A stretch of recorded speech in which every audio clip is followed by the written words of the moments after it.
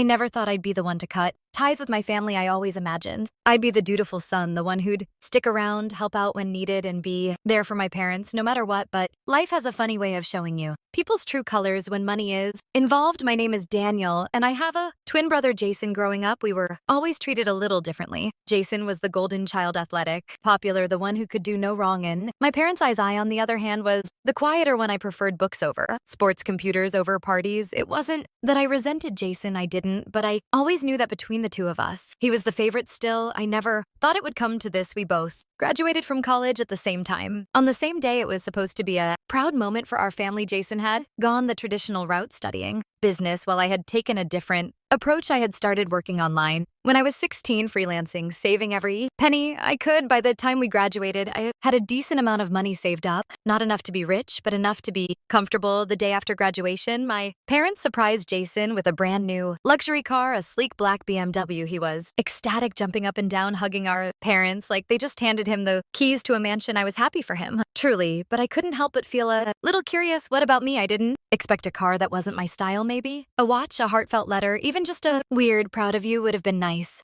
But when my dad handed me an envelope, felt a weird pit in my stomach. Inside was a bill, a long list of numbers, amounts, and final totals that I stared at it confused. What is this? My mom smiled as if she'd just given me the best gift in the world. It's only fair. Daniel, you've been working for years. You've saved up so much. It's time for you to help out the family.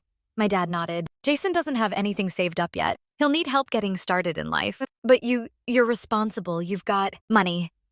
This is just a small way for you to contribute. I felt my blood run cold. They weren't giving me a gift. They were handing me their debt. They expected me to pay for them while they rewarded Jason with a luxury car, and they actually thought this was fair. I looked at Jason expecting, I don't know, maybe a little guilt, maybe a hey, this isn't right. But he just shrugged and said, come on, man. You always say you don't care about money. That was when I made my decision. I took a deep breath, folded the paper neatly, and slid it back into the envelope.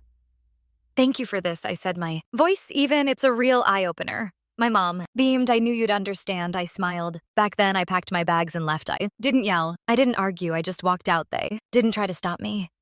I don't think they fully realized what I was doing, not yet. Anyway, but that would change soon enough. Because 2 weeks later, I got the first desperate call. I ignored the first call, then the second. Why the third call? My voicemail was full of messages from my parents, my brother, even my aunt at first. They were casual. Hey, Daniel, we just wanted to check in. Call us back then. A little more insistent. Daniel, why aren't you answering? We need to talk then. Desperation. Please, Daniel, we didn't mean it like that. Just call us back. But I didn't. That I wasn't going to give them. The satisfaction of acting like nothing had happened for the first time in my life. I was putting myself first. The first week after I left, I stayed at a cheap Airbnb in another city. I wasn't sure what I wanted to do yet, but I knew I wasn't going back. I had had enough savings to figure things out, but my parents, they weren't as lucky. Why though? Second week, my brother started calling. At first, it was all bravado, dude. Stop being dramatic. Just come back already. I blocked his number. Then my mom switched tactics. Daniel, sweetheart, we're struggling. You know, we've always supported. You just help us out. A little that was rich coming from the woman who had smiled as she handed me a bill instead of a congratulations. Then the real panic set in point one evening. I was checking my email when I saw a message from my dad. Subject to please read. This Sony hesitated, but curiosity got the best of me. Daniel, we're in trouble. We took out some loans we can't pay back, and we thought we could handle it, but things are getting worse. Jason doesn't have the means to help us, and we thought you wouldn't mind. You've always been so independent, so responsible. We misjudged the situation. And for that, I'm sorry, but we need you. Please at least call us back. I stared at the email for a long time. It was the first time they had even come close to admitting they were wrong, but it still wasn't an apology. Not really. They weren't sorry for how they had treated me. They were sorry that I had left, and now their perfect golden child wasn't enough to fix their problems for years. I had watched them favor Jason, give him everything, make excuses for him while expecting me to be the responsible one. And now when their choices had finally caught up to them, who did they turn to? Me, because Jason, the son they had spent years prioritizing, wasn't capable of helping them. I closed the email without responding. Then a few days later, I got the call that changed everything. It was my aunt, and for the first time, I hesitated before ignoring it. I stared at my phone for a moment before deciding to pick up. I didn't know what to expect. From my aunt, she wasn't as involved in the drama, but she'd always been somewhat of a peacemaker between me and my parents, Daniel. Her voice was soft, almost pleading, "Can we talk for a minute?" I sighed. What about your parents? They're worried about you. Yeah, I know, I said, keeping my tone level, but I think they're a little more worried about themselves right now. There was a long pause. Then she said, "Please don't be like this. They made a mistake. They thought you would understand. They didn't mean for things to go this way." I could hear the desperation in her voice, but I wasn't backing down. Not now, not after everything that had happened. I took a deep breath and asked the question that had been swirling in my mind for days. Why Aunt Karen? Why did they buy Jason a car if they're struggling, if they're in debt? How is that even possible? How could they think that's okay? There was another long pause. Then finally she spoke, but her voice was shaky. I don't know, Daniel. They thought they could handle it. They always wanted to give Jason the best, and they figured it would be a good way to celebrate his graduation. They never imagined you'd leave over it. I felt the weight of her words, but it didn't change. Anything my parents had always put Jason first, given him whatever he wanted, and now they had crossed a line that I couldn't ignore. And what about me? What did I get for graduating, huh? A bill for their debt. I couldn't keep the bitterness out of my voice. She was quiet. For a moment, they didn't know how to show you they were proud of you, Daniel. They thought you'd understand because you've always been the responsible one. But they were wrong, and they regret it. They really do. I shook my head even, though she couldn't see me. It's not about that. It's about respect. It's about how they've treated me all these years, how they've always put Jason on a pedestal and expected me to take care of everything else. I could feel the anger rising, but I kept my voice steady. They didn't give me a car, an opportunity, or even a proper thank you for all the work I've done. Instead, they gave me their problems, and now they want me to fix them. Aunt Karen was silent for a long time. Daniel, I think they're finally realizing they've messed up. They just don't know how to fix it. Please come home. Let them make it up to you. I wasn't sure if I could. The emotional toll was too heavy, but something inside me softened just a little. Maybe I said, but they have to show me they're serious. This can't just be another excuse. If they really want to fix things, they need to prove it. Aunt Karen sighed in relief. Thank you, Daniel. I know this isn't easy. Before I could respond, she added, but there's something you should know. Jason called me too, and he's been asking if you'll come back. He's not as indifferent as you think. I frowned. Really? He actually concerned? Yes, she said quietly. But it's more than that. He's starting to see the bigger picture. He's starting to realize just how much you've done for the family and how much he's taken for. Granted, I didn't know what to think of. That Jason, the golden boy, realizing his actions, it sounded too good to be true. But maybe, just maybe, things could change. I still didn't know if I was ready to go back, but I had a feeling this story wasn't over yet, and in the next conversation I would hear something that would push me to finally make a choice. The days passed, and I stayed in my little Airbnb sorting through my thoughts, still refusing to call back. But then something unexpected happened. It was a Thursday evening when my phone buzzed. I didn't recognize the number, but I answered anyway. Daniel. It was Jason. Yeah, I replied. My voice cool. Jason's voice was shaky, and there was a long pause before he spoke again. Daniel, I'm sorry. But things got worse. Mom and Dad, they didn't listen. I tried to talk to them, but they're stubborn. They kept insisting they'd manage, but now, they've had to sell the car. My heart sank, but a part of me couldn't help but feel vindicated.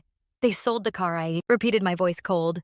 Yeah, Jason's voice cracked. They had no choice. Bills piled up, and we couldn't keep up with the payments anymore. They sold it to cover some of the debt. It's gone. Daniel, I don't know what to say, man. I leaned back in my chair, staring out at the window. A rush of satisfaction washed over me, mixed with something darker. They had chosen Jason. They had handed him a car and thrown my efforts in my face. And now, with all their mistakes catching up to them, they were losing it all. I wanted to gloat, to rub it in their faces, but I didn't say a word for a long time. Jason kept talking, his voice breaking, but I couldn't bring myself to feel sympathy. Finally, I spoke, my voice firm. Jason, you didn't have to lose the car. You should have known this would happen, that they wouldn't have the means to keep up. They always expect me to clean up their mess, but this time I wasn't there to pick up the pieces. Jason was silent. I warned them too.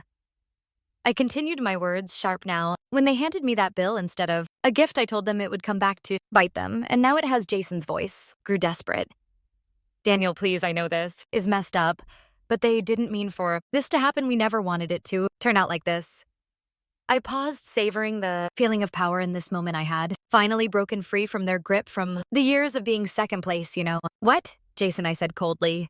Maybe it's a lesson they need to learn the hard way. If they'd been a little more Thoughtful they wouldn't be in this situation now. I hope it stings Jason. Started crying, and for a second I almost felt guilty, but then the image of my parents' smug smiles when they handed me that bill flashed in my mind. I didn't feel guilty. Jason's sobs echoed through the phone, but I didn't offer comfort. Instead, I hung up, and for the first time, I felt a sense of justice. The scales were balanced, and my family was finally learning the consequences of their actions. The next few days were quiet. I kept to myself, staying in the Airbnb, not responding to any messages or calls. I wasn't even checking my phone much, except to catch up on work. It felt freeing. Honestly, I didn't have to deal with anyone's drama any more than on Sunday afternoon. I got a call from an unknown number. I was about to ignore it, but something inside me told me it was time to face it head on. I picked up.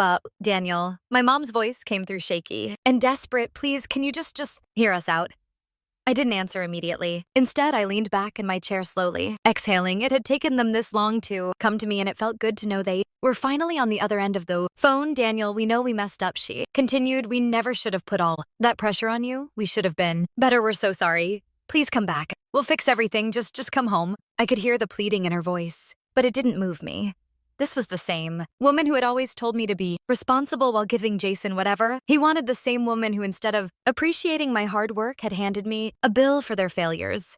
Mom, you're sorry, I said slowly, letting the sarcasm drip into my words. You're sorry for what? Exactly. Buying Jason a car while I was left to handle your mess? Is that what you're sorry for? Or are you sorry because you had to sell it? There was silence on the other end. I could almost hear her brain trying to process that. The reality of what she had done sinking in. Daniel, we never meant for things to get this bad.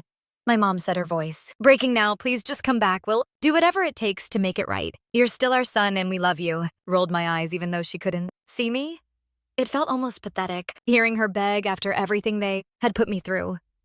I'm sure you love me. I said, my tone flat, but love doesn't fix years of favoritism and neglect. You didn't think about me once when you made those decisions. Not once. I paused, letting that sink in. Then I added, and frankly, I don't need your apology. It's too late for that. You should have thought about this before. The line went quiet again, and I could feel my anger building, but I kept it cool, just like I had learned to over the years. I'm not coming home, Mom. You made your choices, and now you're living with the consequences. I'm not here to clean up your mess anymore. There was a long, drawn-out pause, and then my dad's voice came on the line, sounding strained, desperate. Daniel, please, we were wrong. We see that now. We didn't mean for it to come to this. We never meant to push you away. I let out a low laugh, and my voice ripped with contempt. You didn't mean to push me away. Well, you sure have a funny way of showing it. You bought a car for Jason, handed me a bill, and expected me to just keep taking it. You didn't push me away. You kicked me to the curb. Please, son. My dad's voice cracked.